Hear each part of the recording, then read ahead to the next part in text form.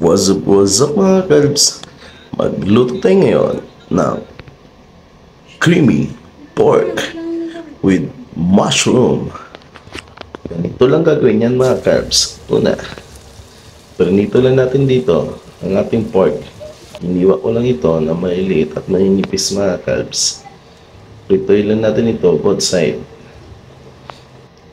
At habang nagpiprito nga mga kalbs, ito ang ating mga ingredients. Meron tayong jolly mushroom. Meron din tayong ibap dito. At may Nestle cream din tayong ilalagay dyan mga kalbs. Meron tayong onion at garlic. Una mga kalbs, in-slice ko lang dito ang ating mushroom. Kasi nabili ko pala dito mga kalbs ay yung whole mushroom, hindi slice. Pero okay rin naman kasi para mas marami pa siya kaysa doon sa mga naka-slice na. Kasunod naman mga kalbs, ay binaliktad ko na dito ang ating pork.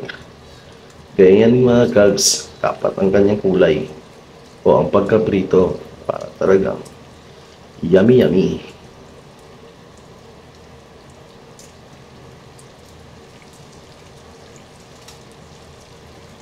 Prituin lang natin ito mga kalbs. Sa pabilang side naman. Kaya na mga kalbs, part na to ay okay na siya, kaya set aside na natin ng ating pork.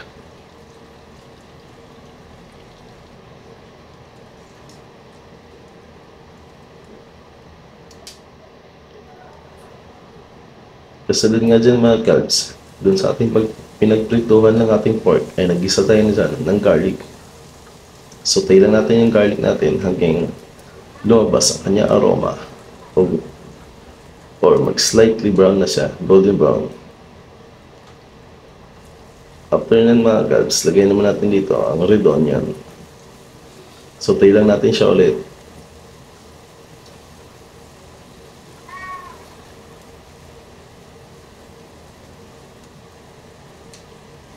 After nga natin i-sautay ang ating garlic at ng ating onion, ay sunod naman natin mga kalbs ay ating slice na mushroom. Sautay lang siya natin alam dito 1 to 2 minutes mga kalbs. Yun know, may pa-flip-flip pa.